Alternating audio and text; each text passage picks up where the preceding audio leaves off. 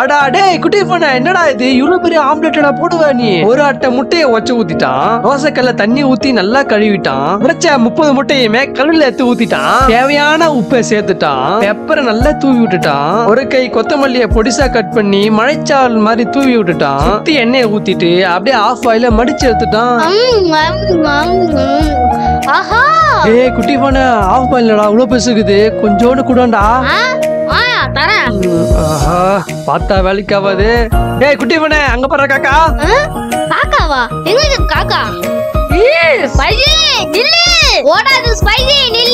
அப்பாடி எப்படியோ ஒரு பெரிய ஆஃப் பாயில ஆட்டியா போட்டாச்சு. ஐயோ தெத்திட்டு வரானே. டேய் ஓடுற ஸ்பைசி ஓட்டா.